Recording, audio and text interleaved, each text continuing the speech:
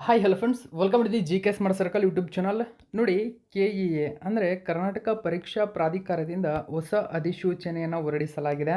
ಇದರ ಬಗ್ಗೆ ಸಂಪೂರ್ಣ ಮಾಹಿತಿಯನ್ನು ತಿಳಿಸ್ಕೊಡ್ತೀನಿ. ಇವು ದರ್ಜೆ 2ರ ಹುದ್ದೆಯಾಗಿದೆ. ಅಂದರೆ ಮುಖ್ಯವಾಗಿ ಎಫ್ ಡಿ ಎ ಮತ್ತು ಎಸ್ ಡಿ ಎ ದರ್ಜೆಯ ಉದ್ಯೋಗಗಳಿಗೆ ಅರ್ಜಿಯನ್ನು ಕರೆಯಲಾಗಿದೆ. ಇದರ ಬಗ್ಗೆ ಸಂಪೂರ್ಣ ಡೀಟೇಲ್ಸನ್ನು ನಾನು ನಿಮಗೆ ತಿಳಿಸ್ಕೊಡ್ತೀನಿ. ದರ್ಜೆ 2 ಅಧಿಕಾರಿ ಹುದ್ದೆ. ನೋಡಿ, ಹುದ್ದೆಯ ಹೆಸರು, ಅವರ ವೇತನ ಶ್ರೇಣಿ ಮತ್ತು ಒಟ್ಟು ಉದ್ಯೋಗಗಳ ಸಂಖ್ಯೆ ಎಷ್ಟಿದೆ. ಒಂದನೇದಾಗಿ ಗಮನಿಸಬಹುದು, ಸಹಾಯಕ ಆಡಳಿತಾಧಿಕಾರಿ ಹುದ್ದೆ 42,600ರಿಂದ ಸ್ಟಾರ್ಟ್ ಆಗುತ್ತೆ. ಟೋಟಲ್ ಆಗಿ ಅವರಿಗೆ 75,010 ರೂಪಾಯಿ ಇರುತ್ತೆ. ಇದು ಬೇಸಿಕ್ ಸ್ಯಾಲ್ರಿ. ನಿಮಗೆ ಟಿ ಎ, ಡಿ ಎ ಮತ್ತು ಉಳಿದಂತೆ ಎಲ್ಲವೂ ಎಚ್ ಆರ್ ಆಗಿರಬಹುದು, ಪಿ ಎಫ್ ಆಗಿರ್ಬೋದು, ಎಲ್ಲವೂ ಸೇರಿ 1,00,000 ಮೇಲೆ ಸ್ಯಾಲ್ರಿ ಹೋಗುತ್ತೆ. ಓಕೆ, ಸಹಾಯಕ ಲೆಕ್ಕಾಧಿಕಾರಿ ಆಗಿರ್ಬೋದು, ಸಹಾಯಕ ಕಾನೂನು ಅಧಿಕಾರಿ, ಸಹಾಯಕ ಕಾರ್ಮಿಕ ಮತ್ತು ಕಲ್ಯಾಣ ಅಧಿಕಾರಿ, ಸಹಾಯಕ ತಾಂತ್ರಿಕ ಶಿಲ್ಪಿ, ಸಹಾಯಕ ಸಂಚಾರ ವ್ಯವಸ್ಥಾಪಕ ಸೇರಿದಂತೆ ಟೋಟಲ್ ಆಗಿ 26+1 ಉದ್ಯೋಗಗಳಿಗೆ ಅರ್ಜಿಯನ್ನು ಕರೆಯಲಾಗಿದೆ. ಅಂದರೆ ಯಾವ್ಯಾವ ವಲಯಗಳಲ್ಲಿ ಎಷ್ಟೆಷ್ಟು ಉದ್ಯೋಗಗಳು ಎಂಬತಕ್ಕಂಥ ಮಾಹಿತಿಯನ್ನು ಅಲ್ಲಿ ಬಿಡುಗಡೆ ಮಾಡಿದ್ದಾರೆ. ಉದ್ಯೋಗಗಳ ಸಂಖ್ಯೆ ಕಡಿಮೆ ಇದ್ದರೂ ಕೂಡ ಒಳ್ಳೆಯ ಉದ್ಯೋಗಗಳಿವು. ಆ ಕಾರಣಕ್ಕಾಗಿ ಪ್ರತಿಯೊಬ್ಬರು ಇದಕ್ಕೆ ಅಪ್ಲೈ ಮಾಡಿ. ಅದೃಷ್ಟ ಇದ್ದವರಿಗೆ ಜಾಬ್ ಆಗುತ್ತೆ. ಗಮನಿಸಿ, ಹಿಂದಿನ ನೇಮಕಾತಿಯಲ್ಲಿ ಬಾಕಿ ಉಳಿದಿರುವ ಖಾಲಿ ಉದ್ಯೋಗಗಳಿಗೂ ಕೂಡ ಇಲ್ಲಿ ಅರ್ಜಿಯನ್ನು ಕರೆಯಲಾಗಿದೆ. ಸೊ ಅದೇ ಸೇಮ್ ಸ್ಯಾಲ್ರಿ ಮತ್ತು ಇಲ್ಲಿ 6 ಉದ್ಯೋಗಗಳಿದ್ದಾವೆ. ನಾನು ಹೇಳಿದಂತೆ ಉದ್ಯೋಗಗಳ ಸಂಖ್ಯೆ ಕಡಿಮೆ ಇದ್ದರೂ ಕೂಡ ಕ್ಲಾಸ್ 2 ದರ್ಜೆಯ ಹುದ್ದೆಯಾಗಿರುವುದರಿಂದ ಒಳ್ಳೆಯ ಸ್ಯಾಲ್ರಿ. ಆ ಕಾರಣಕ್ಕಾಗಿ ಎಫರ್ಟ್ ಹಾಕಿ ಯಾರು ಚೆನ್ನಾಗಿ ಓದಿರ್ತಾರೋ ಅವರಿಗೆ ಜಾಬ್ ಸಿಗ್ತಕ್ಕಂಥ ಚಾನ್ಸಸ್ ಇರುತ್ತೆ. ಚೆನ್ನಾಗಿ ಇದಕ್ಕಾಗಿ ರೀಡ್ ಮಾಡಿ. ಒಂದೇ ಹುದ್ದೆ ಆದರೂ ಕೂಡ ಅದು ನನಗೆ ಆಗಬೇಕು ಅಂತಕ್ಕಂಥ ಕಾರಣದಿಂದ ಇಟ್ಕೊಂಡು ನೀವು ಓದಬೇಕು. ಓಕೆ, ಹಾಗಾದರೆ ಹುದ್ದೆಯ ಸಂಪೂರ್ಣ ಮಾಹಿತಿಯನ್ನು ನಾನು ತಿಳಿಸ್ಕೊಡ್ತೀನಿ. ದರ್ಜೆ 2 ಈ ಅಧಿಕಾರಿಗೆ ಏನೇನು ವಿದ್ಯಾರ್ಹತೆ ಹೊಂದಿರಬೇಕು. ನೋಡಿ, ವಿದ್ಯಾರ್ಹತೆಗೆ ಸಂಬಂಧಪಟ್ಟಂತೆ ಎಲ್ಲ ಮಾಹಿತಿ ಇದೆ. ಯಾರ್ಯಾರಿಗೆ ಅರ್ಹರು ಎಂಬತಕ್ಕಂಥದ್ದನ್ನು ನೋಡಿ ನೀವು ಅಪ್ಲೈ ಮಾಡಬೇಕು. ಓಕೆ, ಅಂದರೆ ಯಾವ್ಯಾವ ಕ್ಲಾಸ್ 2 ಉದ್ಯೋಗಗಳಿದ್ದಾವೆ, ಅದಕ್ಕೆ ಏನೆಲ್ಲ ನಿಮಗೆ ಅರ್ಹತೆ ಇದೆ ಎಂಬತಕ್ಕಂಥ ಮಾಹಿತಿಯಲ್ಲಿ ಬಿಡುಗಡೆ ಮಾಡಿದ್ದಾರೆ. ಸೊ ಅಂದರೆ ಉದ್ಯೋಗದ ಅರ್ಹತೆ ಆಧಾರದ ಮೇಲೆ ನೀವು ಅಪ್ಲೈ ಮಾಡಿ. ಸಹಾಯಕ ತಾಂತ್ರಿಕ ಶಿಲ್ಪಿಗೆ ಯಾವ ಅರ್ಹತೆ ಇರಬೇಕು, ಸಹಾಯಕ ಸಂಚಾರ ವ್ಯವಸ್ಥಾಪಕರು ಇದಕ್ಕೆ ಯಾವ ಅರ್ಹತೆ ಇರಬೇಕು ಅಂತಕ್ಕಂಥದ್ದು. ಏನೋ ಉಳಿದಂತೆ ಶೈಕ್ಷಣಿಕ ವಿದ್ಯಾರ್ಹತೆಗೆ ಸಂಬಂಧಪಟ್ಟಂತೆ ಉಳಿದ ಮೂಲವೃಂದ ಏನಿದ್ದಾವೆ ಇದಕ್ಕೆ ಸಂಬಂಧಪಟ್ಟಂಥ ಮಾಹಿತಿ ಕೊಟ್ಟಿದ್ದಾರೆ. ಇಷ್ಟೆಲ್ಲ ಮಾಹಿತಿ ಇದಕ್ಕೆ ಸಂಬಂಧಪಟ್ಟಂತೆ ನೆನಪಿರಲಿ. ಇದಕ್ಕೆ ದೇಹದಾಢ್ಯತೆ ಕೂಡ ಬೇಕಾಗುತ್ತೆ. ನೋಡಿ, ಸಹಾಯಕ ಸಂಚಾರ ವ್ಯವಸ್ಥಾಪಕ ನೀವೇನಾದರೂ ಅರ್ಜಿಯನ್ನು ಸಲ್ಲಿಸಬೇಕಾದ್ರೆ 63 ಸೆಂಟಿಮೀಟರ್ ಪುರುಷರ ಎತ್ತರ ಇರಬೇಕು. ಮಹಿಳೆಯರು 153 ಸೆಂಟಿಮೀಟರ್ ಇರಬೇಕು. ತೂಕ ಪುರುಷರು 55 ಕೆ ಜಿ ಇದ್ದರೆ ಮಹಿಳೆಯರು 50 ಕೆ ಜಿ ಇರಲೇಬೇಕಾಗುತ್ತೆ. ವಯೋಮಿತಿ ನೋಡಿ, ಅರ್ಜಿಯನ್ನು ಸಲ್ಲಿಸಲು ನೀವು ನಿಗದಿಪಡಿಸಿರ್ತಕ್ಕಂಥ ಕೊನೆಯ ದಿನಾಂಕದೊಳಗೆ 18 ವರ್ಷ ಪೂರೈಸಿರಬೇಕು ಆತ. ಓಕೆ, ಸೊ ಇನ್ನು ಗರಿಷ್ಠ ಈ ಕೆಳಕಾಣಿಸಿದಂತೆ ಮೀರಿರಬಾರದು. ಗರಿಷ್ಠ ಎಷ್ಟು ಇರಬೇಕು? ಕನಿಷ್ಠ 18 ವರ್ಷ ಪೂರ್ಣಗೊಂಡಿರಬೇಕು. ಸಾಮಾನ್ಯ ಅರ್ಹತೆ ಹೊಂದಿರತಕ್ಕಂಥವರಿಗೆ 38 ಇದೆ. ಪ್ರವರ್ಗ 2A 2B 3A 3B ಆಗಿದ್ದರೆ 41 ವರ್ಷ ಇದೆ. ಪರಿಶಿಷ್ಟ ಜಾತಿ ಪರಿಶಿಷ್ಟ ಪಂಗಡ ಪ್ರವರ್ಗ 1 ಆಗಿದ್ದರೆ 43 ವರ್ಷದವರೆಗೂ ಇರತಕ್ಕಂಥದ್ದು. ಓಕೆ, ಸೊ ಇಲ್ಲಿ ಮುಖ್ಯವಾಗಿ ಇಲಾಖಾ ಅಭ್ಯರ್ಥಿಗಳು ಗರಿಷ್ಠ 10 ವರ್ಷಗಳಿಗೆ ಮೀರದಂತೆ ವಯೋಮಿತಿ ರಿಯಾಯಿತಿ ಅರ್ಹರಿರ್ತಾರೆ. 45 ವರ್ಷದೊಳಗಿರಬೇಕು ಅವರು. ಓಕೆ, ಅವರು ಕೂಡ ಇದಕ್ಕೆ ಅರ್ಜಿಯನ್ನು ಸಲ್ಲಿಸಲು ಅರ್ಹರಾಗಿರುತ್ತಾರೆ. ಹುದ್ದೆಯ ವರ್ಗೀಕರಣ ಈ ಅಧಿಸೂಚನೆಯ ಕೊನೆಯದಲ್ಲಿದೆ, ಅದನ್ನು ಕೂಡ ತಿಳಿಸ್ಕೊಡ್ತೀನಿ. ಗಮನಿಸಿ, ಆನ್ಲೈನ್ ಮುಖಾಂತರ ಅರ್ಜಿ ಸಲ್ಲಿಸಲು ಪ್ರಾರಂಭದ ದಿನಾಂಕ 21/11/2025ರಿಂದ ಪ್ರಾರಂಭವಾಗುತ್ತೆ. ಕೊನೆಯ ದಿನಾಂಕ 10/12/2025ರವರೆಗೆ ಕೊನೆಯ ದಿನಾಂಕ. ಶುಲ್ಕವನ್ನು ಪಾವತಿ ಮಾಡಲು ಕೊನೆಯ ದಿನಾಂಕ 11/11/2025 ಕೊನೆಯ ದಿನಾಂಕವಾಗಿರುತ್ತದೆ.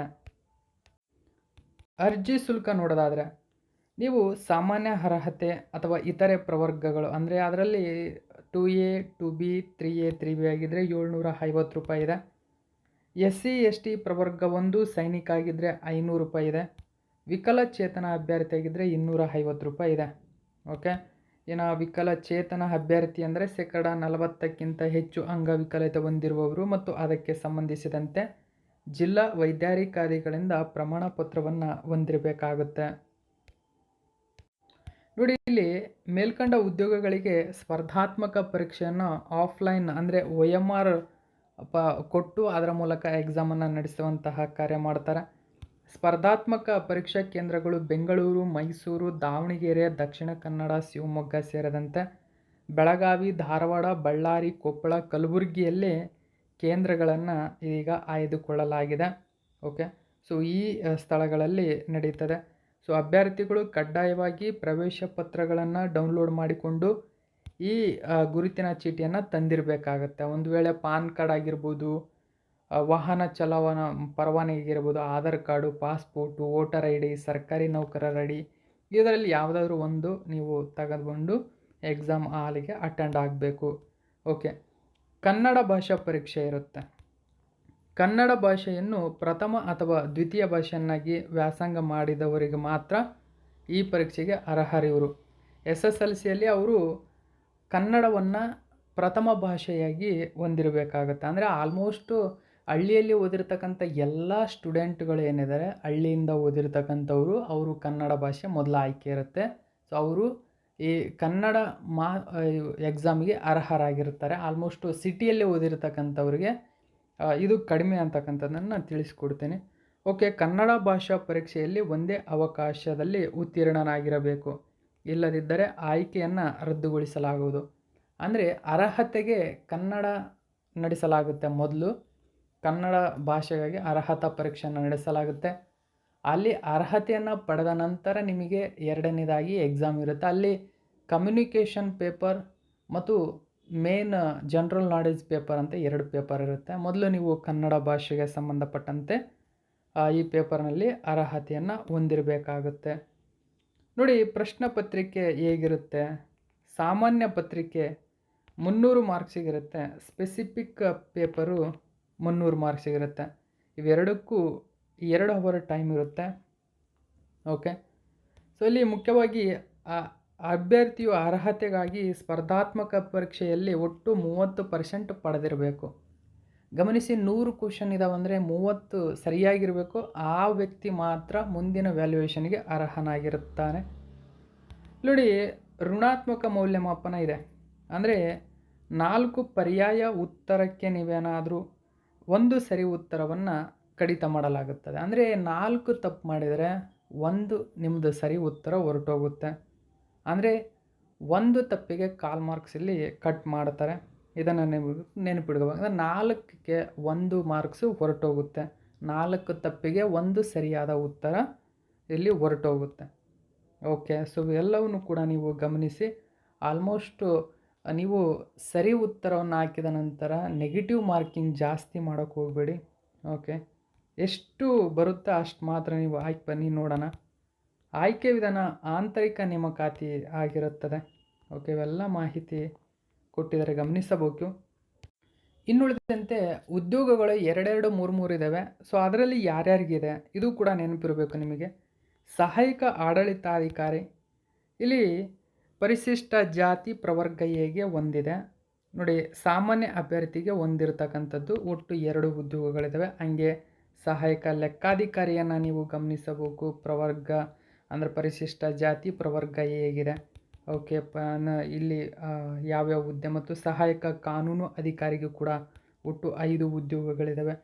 ಇಲ್ಲಿ ಪ್ರವರ್ಗ 1 ಇದು ಹಿಂಬಾಕಿ ಪರಿಶಿಷ್ಟ ಜಾತಿ ಮತ್ತು ಪ್ರವರ್ಗ ಎ ಪರಿಶಿಷ್ಟ ಪಂಗಡಕ್ಕೆ ಇಲ್ಲಿ 1 ಪೋಸ್ಟ್ ಇದೆ. ಸಾಮಾನ್ಯ ಅಭ್ಯರ್ಥಿಗೆ ಒಂದಿದ್ದರೆ ಒಟ್ಟು 4 ಪೋಸ್ಟ್ ಇದೆ. ಮಹಿಳೆಗೆ ಸಾಮಾನ್ಯ ಅಭ್ಯರ್ಥಿಯಲ್ಲಿ 1 ಪೋಸ್ಟ್ ಇದೆ, ಗಮನಿಸಬೇಕು ಇದನ್ನು ನೀವು. ಓಕೆನಾ. ಸಹಾಯಕ ಕಾರ್ಮಿಕ ಮತ್ತು ಕಲ್ಯಾಣಾಧಿಕಾರಿಗೆ ಸಂಬಂಧಪಟ್ಟಂತೆ ಯಾರ್ಯಾರಿಗೆಲ್ಲ ಉದ್ಯೋಗಗಳಿದ್ದಾವೆ ಅಂತಕ್ಕಂಥ ಗಮನಿಸಬೇಕು. ಸಹಾಯಕ ತಾಂತ್ರಿಕ ಶಿಲ್ಪಿ, ಸಹಾಯಕ ಸಂಚಾರ ವ್ಯವಸ್ಥಾಪಕ, ಸಹಾಯಕ ಕಾರ್ಮಿಕ ಕಲ್ಯಾಣ ಅಧಿಕಾರಿ, ಸಹಾಯಕ ಕಾನೂನು ಅಧಿಕಾರಿ. ಅಂದರೆ ಕ್ಯಾಸ್ಟ್ ವೈಜು ಯಾರ್ಯಾರಿಗೆ ಉದ್ಯೋಗಗಳಿದ್ದಾವೆ ಅಂತಕ್ಕಂಥದ್ದನ್ನು ಗಮನಿಸಿ ಇದರ ಪ್ರಕಾರ ನೀವು ಅಪ್ಲೈ ಮಾಡಬೇಕು. ಇನ್ನು ಸಿಲೆಬಸ್ ಕೂಡ ಅವರು ಬಿಟ್ಟಿದ್ದಾರೆ ನೋಡಿ. Syllabus for category exam of ನೋಡಿ ನೋಡಿ ಆಫೀಸರ್ಸ್ ಪೇಪರ್ 1 300 ಮಾರ್ಕ್ಸ್ ಅಂದರೆ ಟಾಪಿಕ್ ಏನೇನಿರ್ತವೆ ಇಲ್ಲಿ current events of national and international ನೋಡಿ 60 ಮಾರ್ಕ್ಸಿಗೆ ಕರೆಂಟ್ ಅಫೇರ್ಸ್ ಇರುತ್ತಂತೆ ಇಲ್ಲಿ ಮೋಸ್ಟ್ ಇಂಪಾರ್ಟೆಂಟ್ ಗಮನಿಸಬೇಕು. ಪ್ರತಿದಿನ ನಾನು ಕರೆಂಟ್ ಅಫೇರ್ಸನ್ನು ಮಾಡ್ತಾ ಇರ್ತೀನಿ ನನ್ನ ಚಾನಲಲ್ಲಿ. ಆಲ್ಮೋಸ್ಟ್ ಕನ್ನಡದ ಪ್ರಜಾವಾಣಿ ಸೇರಿದಂತೆ ಎಲ್ಲ ನ್ಯೂಸ್ ಪೇಪರು ಮತ್ತು ಇಂಗ್ಲೀಷ್ನ ದಿ ಹಿಂದೂ ಸೇರಿದಂತೆ ಎಲ್ಲ ನ್ಯೂಸ್ ಪೇಪರ್ಗಳ ಮಾಹಿತಿಯನ್ನು ಅಪ್ಡೇಟ್ ಮಾಡ್ತಾ ಇರ್ತೀನಿ. ಓಕೆ, ಸೊ ಉಳಿದಂತೆ ಇಲ್ಲಿ ನೋಡ್ಕೋಬೋದು ಸೋಷಿಯಾಲಜಿ ಆಗಿರ್ಬೋದು, ಎಕನಾಮಿಕ್ಸ್ ಆಗಿರ್ಬೋದು, ಕಲ್ಚರ್ ಆ್ಯಂಡ್ ಪೊಲಿಟಿಕಲ್ ಇವೆಲ್ಲವೂ ಸೇರಿ 30 ಮಾರ್ಕ್ಸಿಗಿರುತ್ತೆ. ಕರೆಂಟ್ ಅಫೇರ್ಸ್ ಹೈಯೆಸ್ಟ್ ಇದೆ ಗಮನಿಸಬಹುದು. ಇಲ್ಲಿ ವರ್ಲ್ಡ್ ಜಿಯೋಗ್ರಫಿ ಮತ್ತು ಕರ್ನಾಟಕ ಜಿಯೋಗ್ರಫಿ ಸೇರಿದಂತೆ ಇಂಡಿಯನ್ ಜಿಯೋಗ್ರಫಿ 30 ಮಾರ್ಕ್ಸಿಗಿದೆ ಅಂತ ಹೇಳಿದ್ದಾರೆ. ಓಕೆನಾ. ಡಾಟಾ ಅನಾಲಿಸಿಸ್ ಆಗಿರ್ಬೋದು, ಇನ್ಫಾರ್ಮೇಷನ್ ಟೆಕ್ನಾಲಜಿ, ಡಾಟಾ ಇಂಟರ್ಪ್ರಿಟೇಷನ್ ಅದು 30 ಮಾರ್ಕ್ಸಿಗಿದೆ. ಇನ್ನುಳಿದಂಥ 60 ಮಾರ್ಕ್ಸಿಗೆ ಕಾನ್ಸ್ಟಿಟ್ಯೂಷನ್ ಆಗಿರ್ಬೋದು, ಇಂಡಿಯನ್ ಪೊಲಿಟಿ, ಎಕನಾಮಿ ಆಗಿರ್ಬೋದು, ಇವೆಲ್ಲವೂ ಸೇರಿ 60 ಮಾರ್ಕ್ಸಿಗಿದೆ. ನೋಡಿ ಲಾಜಿಕಲ್ ರೀಸನಿಂಗ್ ಆಗಿರ್ಬೋದು, ಮೆಂಟಲ್ ಅಬಿಲಿಟಿ ಇವು ಸರಿಸುಮಾರು 60 ಮಾರ್ಕ್ಸಿಗಿದೆ. ಅಂದರೆ ಇಲ್ಲಿ ಕರೆಂಟ್ ಅಫೇರ್ಸ್ ಮತ್ತು ಮೆಂಟಲ್ ಎಬಿಲಿಟಿಗೆ ಜೊತೆಗೆ ಇಂಡಿಯನ್ ಕಾನ್ಸ್ಟಿಟ್ಯೂಷನ್ನು, ಇಂಡಿಯನ್ ಪೊಲಿಟಿ, ಎಕನಾಮಿಗೆ ಹೆಚ್ಚು ಪ್ರಯಾರಿಟಿಯನ್ನು ಕೊಡಲಾಗಿದೆ ಗಮನಿಸಬೇಕು. ಜನರಲ್ ಸೈನ್ಸ್, ಎನ್ವಿರಾನ್ಮೆಂಟ್ ಮತ್ತು ಕ್ಲೈಮೇಟ್ ಚೇಂಜ್ ನೋಡಿ ಇದು ಒಂದರಲ್ಲೇ 30 ಇದೆ. ಇದು ಒಂದೇ ಸಬ್ಜೆಕ್ಟ್ ಆಗಿರೋದ್ರಿಂದ ಇದರಲ್ಲಿ ನೀವು ಹೆಚ್ಚಿನ ಮಾರ್ಕ್ಸ್ ತೆಗಿಬೋದು. ಕರೆಂಟ್ ಅಫೇರ್ಸಲ್ಲೂ ಕೂಡ ತುಂಬಾ ಹೆಚ್ಚಿನ ಮಾರ್ಕ್ಸನ್ನು ತೆಗೆದುಕೊಳ್ಳಬಹುದು. ಪೇಪರ್ 2 ಸ್ಪೆಸಿಫಿಕ್ ಪೇಪರ್ ಇದು ಕೂಡ ನೋಡಿ ಗಮನಿಸಿ. ಪೇಪರ್ 2ದಲ್ಲಿ ಏನೇನಿದೆ, acts and law related to transportation ಇದೆ. ಓಕೆ, ಸೊ ಅಂದರೆ ನೋಡಿ ಇದು ಸ್ಪೆಸಿಫಿಕ್ ಪೇಪರ್ ನೀವು ಹೆಚ್ಚು ಅಂದರೆ ಮಾರ್ಕ್ಸ್ ತೆಗೆಯೋಕ್ಕೆ ಈ ಪೇಪರ್ ನಿಮ್ಗೆ ಸಹಾಯ ಮಾಡುತ್ತೆ, ಸ್ಪೆಸಿಫಿಕ್ ಪೇಪರು. ಸೊ ಇಲ್ಲಿ ಒಂದು ಗಮನಿಸಿ, ಸ್ಪೆಸಿಫಿಕ್ ಪೇಪರ್ಗೆ ಅದಕ್ಕೆ ರಿಲೇಟೆಡ್ ಆಗಿರತಕ್ಕಂಥ ಒಂದು ಮಾಹಿತಿಯನ್ನು ಈಸಿಯಾಗಿ ಫಸ್ಟ್ ಟೈಮ್ ನಡೀತಕ್ಕಂಥ ಕಾರಣದಿಂದಾಗಿ ಈಸಿ ಕೇಳ್ತಾ ಇರ್ತಕ್ಕಂಥದ್ದು. ಇದರ ಸೋರ್ಸನ್ನು ಹೆಂಗಾದ್ರೂ ಕರೆಕ್ಟಾಗಿ ನೀವು ಅದನ್ನ ಇದ್ರ ಪ್ರಕಾರನೇ ತೆಗೆದುಕೊಂಡು ಸ್ವಲ್ಪನೇ ಇರುತ್ತೆ ನೀವು ಓದ್ಕೊಂಡ್ರೆ 100% ಸ್ಪೆಸಿಫಿಕ್ ಪೇಪರಲ್ಲಿ ಹೈಯೆಸ್ಟ್ ಮಾರ್ಕ್ಸ್ ತೆಗಿಬಹುದು. ನೋಡಿ ಇದು 300 ಮಾರ್ಕ್ಸ್. ಇದರಲ್ಲಿ ಸರಿಸುಮಾರು ಏನೇನೆಲ್ಲ ಇದೆ, ಈ ಆ್ಯಕ್ಟ್ಗಳು ಏನಿದ್ದಾವೆ ಆನ್ಲೈನಲ್ಲಿ ಸಿಗ್ತವೆ. ಅಂದರೆ ಕ್ರೋಮಲ್ಲಿ ಸರ್ಚ್ ಮಾಡಿ ಮತ್ತು ಇದಕ್ಕೆ ಸಂಬಂಧಪಟ್ಟಂತೆ ಮಾಹಿತಿ ನಾನು ಕೊಡ್ತಾ ಹೋಗ್ತೀನಿ. ಓಕೆ, ಸೊ ಮುಂದಿನ ವಿಡಿಯೋದಲ್ಲಿ ಈ ಆ್ಯಕ್ಟ್ಗಳು ಮತ್ತು ಇದಕ್ಕೆ ಸಂಬಂಧಪಟ್ಟಂಥ ಕ್ವಶನ್ಗಳು PDF ಸಂಪೂರ್ಣ ಮಾಹಿತಿ ಕೊಡ್ತಾ ಹೋಗ್ತೀನಿ ಇದಕ್ಕೆ. ಓಕೆ, ನೋಡಿ ಇವನ್ನೆಲ್ಲ ನೀವು ಸರ್ಚ್ ಮಾಡಿದರೆ ಸಿಗುತ್ತೆ. ಒಂದು 15-20 ಪೇಜ್ ಇರ್ತವೆ ಒಂದೊಂದು. ಸರಿಯಾಗಿ ಚೆನ್ನಾಗಿ ಓದ್ಕೊಂಬಿಟ್ರೆ ನೀಟಾಗಿ ಬರುತ್ತೆ. ಎಲ್ಲದೂ ಒಳ್ಳೆ ಮಾರ್ಕ್ಸ್ ತೆಗಿಬೋದು ಇದರಲ್ಲಿ ನೀವು. ನೋಡಿ ಇವೆಲ್ಲವೂ ಸ್ವಲ್ಪನೇ ಇರುತ್ತೆ. ಇದರ ಸಂಪೂರ್ಣ ಮಾಹಿತಿಯನ್ನು ಕೊಡ್ತಾ ಹೋಗ್ತೀನಿ. ಇದು ಸ್ಪೆಸಿಫಿಕ್ ಪೇಪರಲ್ಲಿ ನೀವು ಹೆಚ್ಚು ಗಮನ ವಹಿಸಿದರೆ ಹೆಚ್ಚಿನ ಮಾರ್ಕ್ಸನ್ನು ತೆಗಿಬೋದು.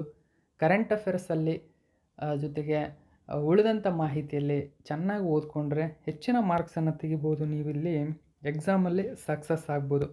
ನೋಡಿ ಹೈಲೈಟ್ ಇಲ್ಲಿ ಕೊಟ್ಟಿದ್ದಾರೆ, ಹೈಲೈಟ್ ಏನೇನಿದೆ ಅಂತ. ಸೊ ಈ ಹೈಲೈಟನ್ನು ಸ್ವಲ್ಪ ನೋಡ್ಕೊಳ್ಳಿ. ಓಕೆ, ಇದು ನೋಡಿ KA ಹೊರಡಿಸಿರ್ತಕ್ಕಂಥ ಮಾಹಿತಿ. ಇನ್ನೇನು ಉದ್ಯೋಗಗಳ ಆರಂಭ ಆಗ್ತವೆ, ಇದರ ಮಾಹಿತಿ ಮತ್ತೆ ಕೊಡ್ತಾ ಹೋಗ್ತೀನಿ.